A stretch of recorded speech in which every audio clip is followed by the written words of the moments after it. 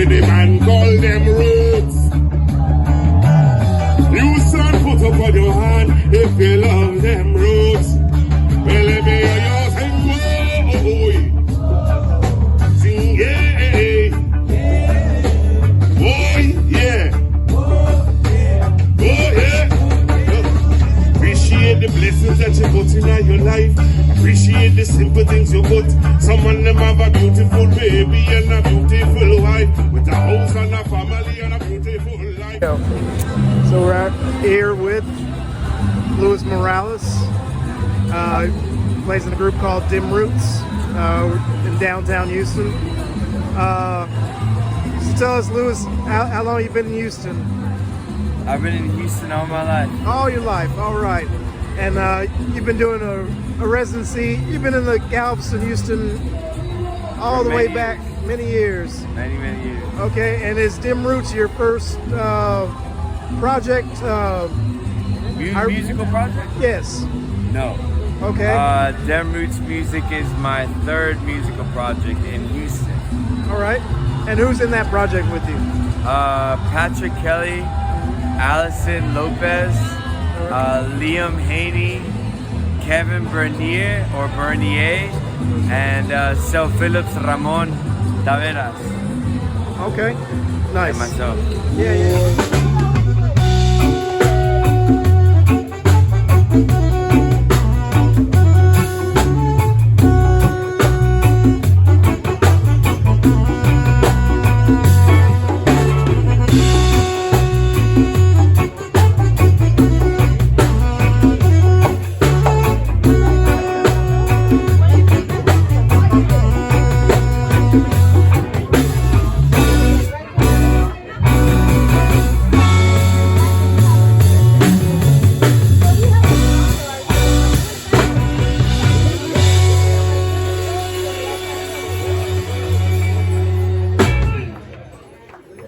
Y'all just had a show New Year's Eve at the Last Concert Cafe. I saw y'all today over at LaGrange, and that was a wonderful show.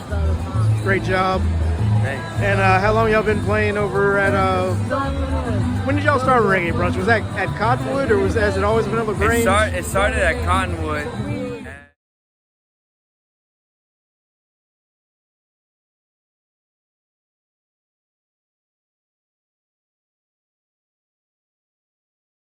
A strange beginning, but then we ended up at LaGrange, and we've been at LaGrange for about 2 years now.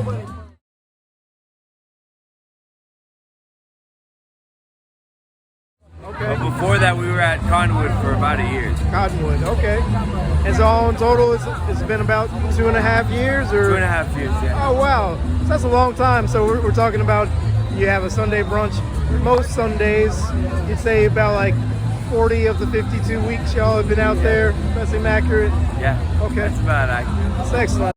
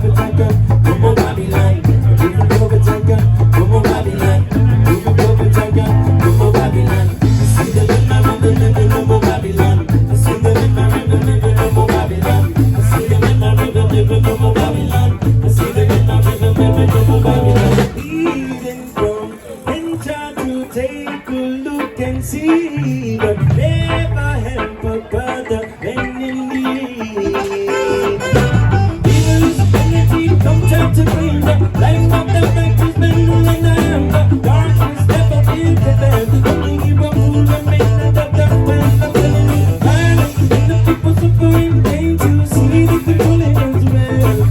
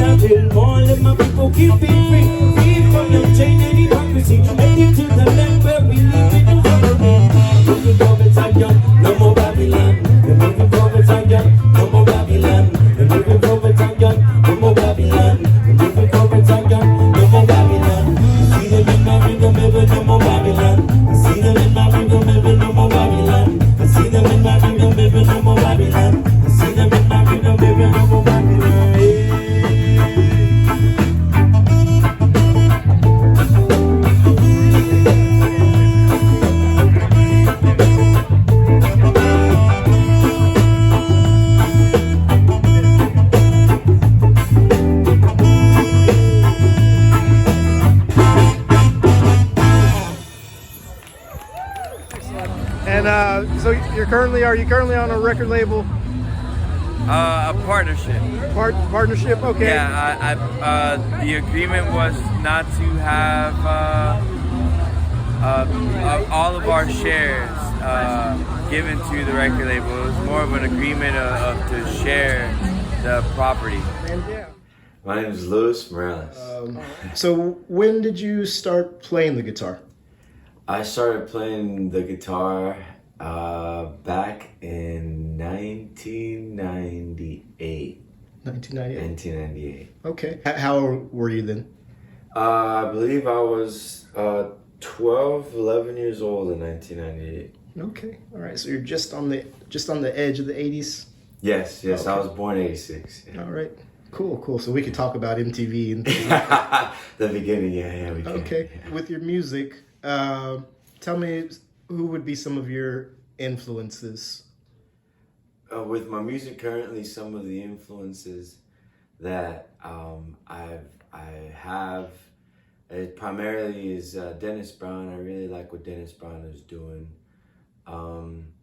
There's different artists that also influenced me that are not so much reggae. There's this Latin artist by the name of Vicente Garcia, and he's from the Dominican Republic. He's one of my go-to artists to listen to, as well as more recently was Caloncho, and he's an artist from Mexico, and they both have reggae influences. But it's more Latin based and Latin based out of their own country. Okay. So that's what's been influenced me lately. The song is called Buyaka.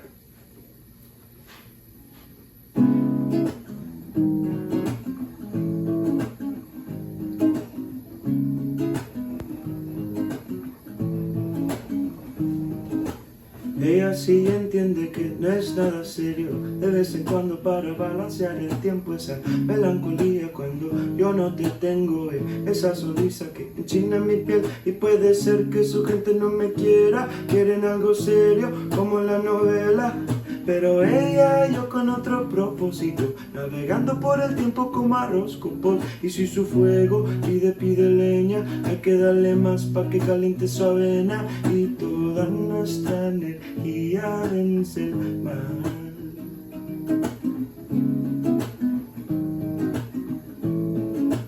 Wow, wow,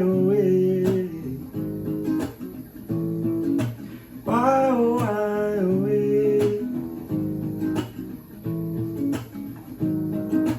hierba buena para toda la gente que camina enfermita por aquí. Hierba buena para toda la gente que camina enfermita por aquí.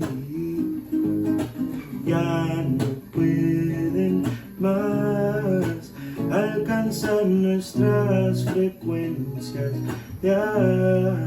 Y si te vienen a buscar, entonces voy acá. A toda la gente que vive por el mal, entre todo está presente. Voy acá. A toda la gente que vive por el mal, y en todo está presente. Voy acá. A toda la gente que vive por el mal, y entre todo está presente. Porque ella sí entiende que no es nada serio, de vez en cuando para balancear el tiempo, esa melancolía cuando yo no te tengo, esa sonrisa que enchina mi piel, y puede ser que su gente no me quiera, quieren algo serio como en la novela, pero ella y yo con otro propósito, navegando por el tiempo como arroz con pol, y si su fuego pide leña, hay que darle más pa' que caliente su avena, y toda nuestra energía vence el mal.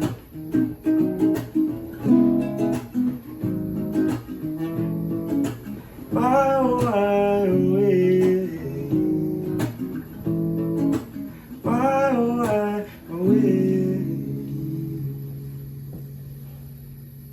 One of the things I've noticed about watching you perform is you're really good about getting these collaborations together.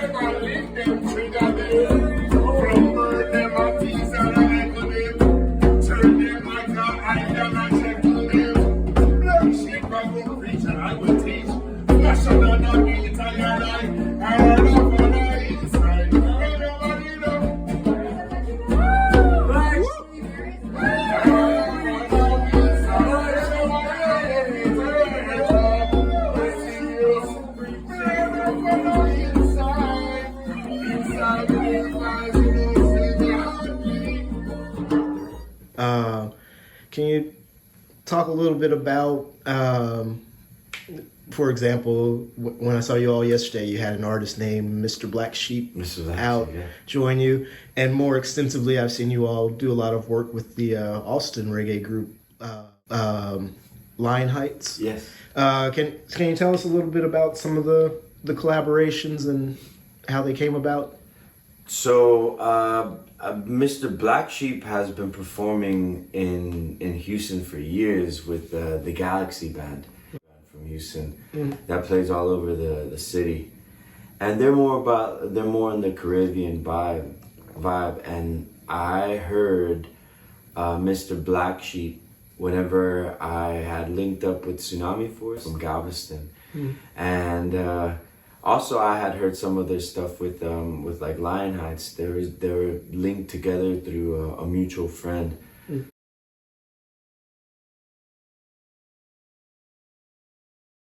So with Lion Heights, I actually heard them whenever I was with my second group, Cassette Tape. Okay. Whenever I was with Cassette Tape, they had moved from Chicago back to Austin. And as soon as I heard them, they were my favorite reggae band. Yeah. So then from there, we kind of linked up through the years. I invite them to come play in Houston through Cassette Tape, and then early stages of them. And up until recently, we really started connecting because of the same ideas that we had for reggae music and the progression of like reggae culture in Texas. The idea of the expansion of reggae music. There's the conscious reggae movement where you involve a lot of Rastafarianism, but everybody's not Rastafari, and you can't really, again, like the whole idea of like imposing and stuff. Like I don't really necessarily want to impose, and it's like there's this West Coast genre of reggae music that everybody's into. And we're not trying to say that is a wrong thing. We're just trying to create our own thing here and turn figuratively these non-believers into believers.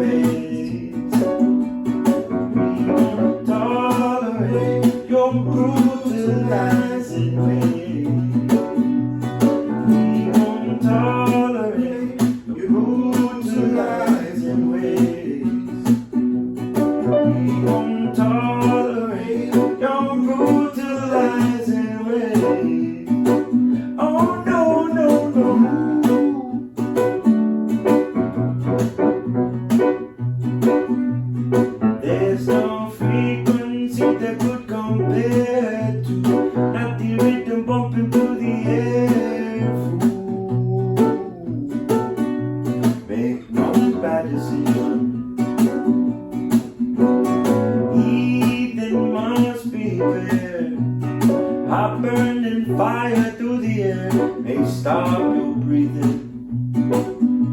In Jaja we believe it. We won't tolerate no brutalizing race. We won't tolerate no brutalizing race. We won't tolerate brutalizing race. We won't tolerate no brutalizing race. Oh no, no, no.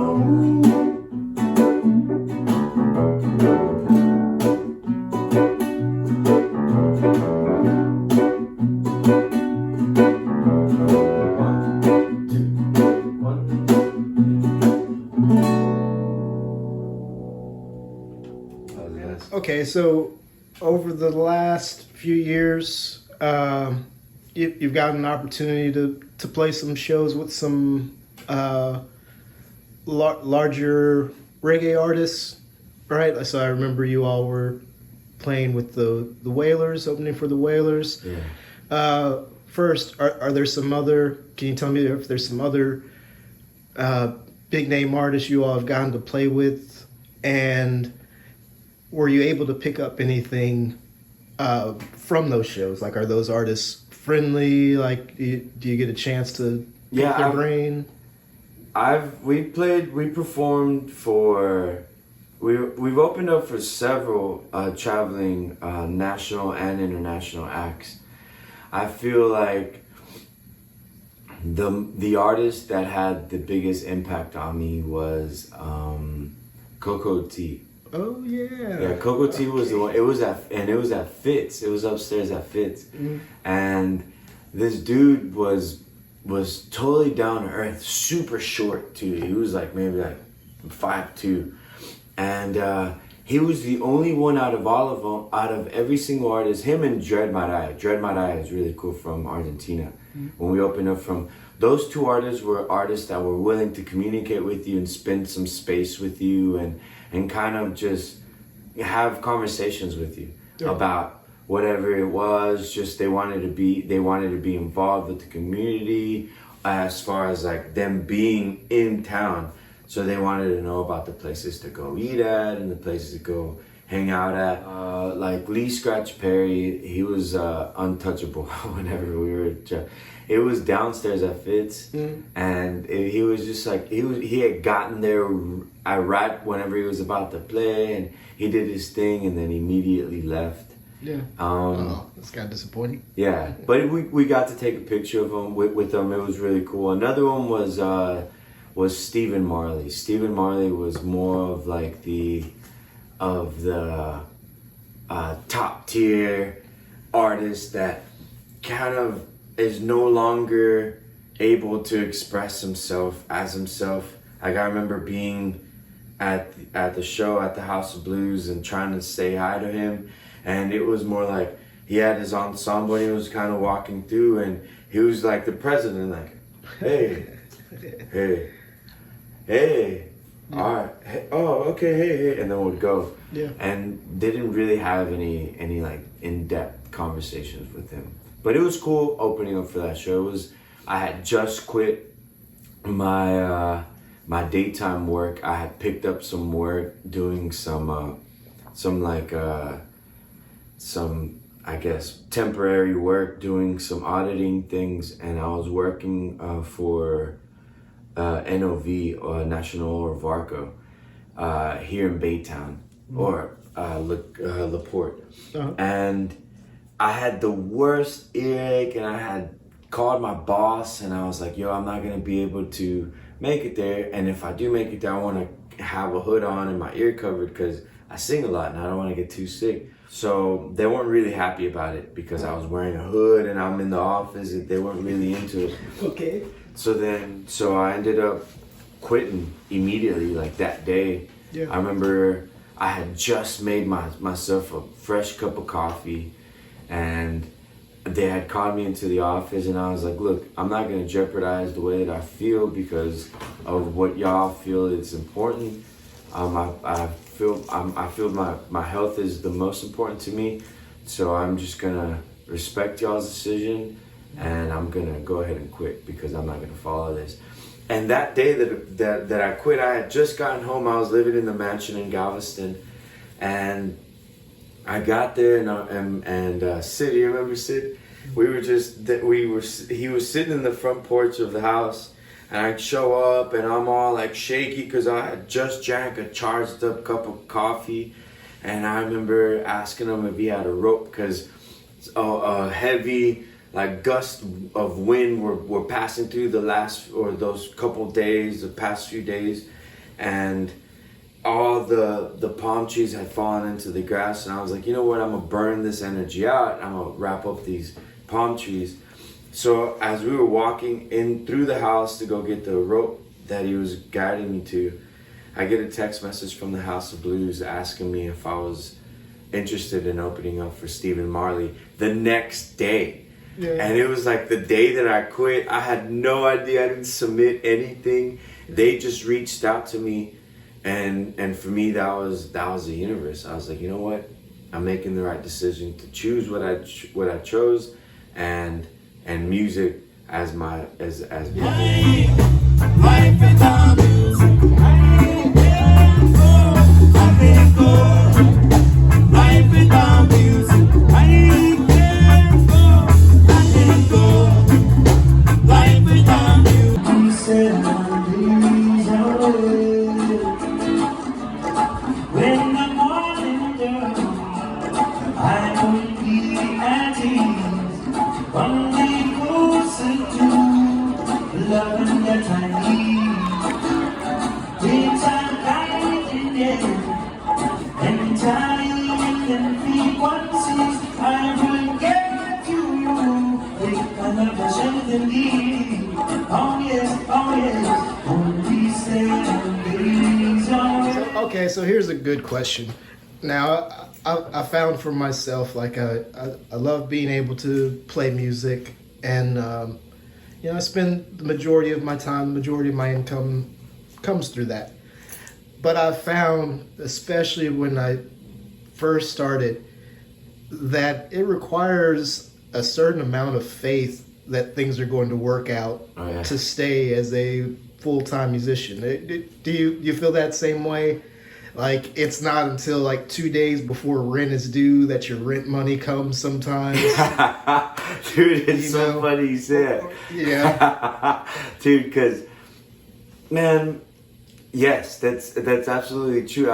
I felt more recently when I've put a lot of my faith onto myself, and the ability that if I made the right decision, like, this has to resolve. Like, it's not something that is unresolved. It's just like, this is not working right now, and it's hard. So what am I to do? And it's always, but just like you said, literally before I even got here, I was in that thought. I was like, okay, I should be fine with everything that's coming in, everything that I'm having to pay out because of just subscriptions that you get yourself into. And I thought to myself, I was like, all right, well, I should probably look for things to be good and then have extra to do things the first weekend of February as I'm working my way for our tour at the end of the month. And like clockwork, it was just, as soon as you put your mind to it and you put that frequency out there, like, okay, this needs to be resolved, you get that text message. Because that's literally how it was on the way here. Yeah. Like, I had just gotten a text message from the Machos Collective. Oh, nice. And it was just like, yo, I literally needed this extra to make things better for myself. But the more I've realized, the more that I have faith in myself, the more the universe provides. The more that I'm honest with myself, the more that plans turn out the way that they can be, or the best way they can be. Right. And so for the immediate future, what are your plans for the end of winter? We're here at midpoint in January. What's your plans for the end of winter into spring? Like, Yeah, so my plans for the remainder of the quarter would be I'm heading out to Mexico at the end of February to make it out there and make it back before spring break. Okay. And going into early spring or the quarter of spring, we're gonna start playing more festivals. Oh, nice. At the end of March, we got a festival, or the end of March, the 30th, we got a Final Four thing that's happening here in Houston. Oh, And that's then huge. the 15th of April, we're gonna be playing at the Woodlands Art Festival, and then the 5th or the 6th, we're gonna do a collaboration with La Izquierda and do a reggae brunch on Sunday. Oh, So down in Galveston? yeah, in Galveston Okay. for La Izquierda Oh, Festival. nice. Yeah. That's very cool. All right. And is there anything I'm missing? Okay, last question. What is your favorite Texas reggae group currently? My favorite Texas reggae group currently, hands down, without a doubt, is Lion Heights. Okay. Yeah, it's been a few years since they had an album out. The last album that they had out was Same Situation, and it was maybe like 5 or 6 years ago that they put it out. Super rad album. They're about to release a new album this March, April. Yeah. And I had the pleasure to work on their visuals. So that's not a biased thing because I worked on the visuals. It's just I absolutely love that album. Okay. Like that album that they have, I felt like it was just it's just a timeless piece in my opinion. I feel like everything that they put together ranges from a traditional sound of reggae music to like a Nyabingi sound of reggae music, more contemporary sound of reggae music, as well as a what is it, like Afrobeat, contemporary fusion sound that they're also putting together. It's beautiful. It's a beautiful piece. Yeah. And I really like it. Lion Heights for sure is my favorite band. Okay. All right. Well, thank you, Louis. Thank you for taking the time to talk with us. Yeah, man.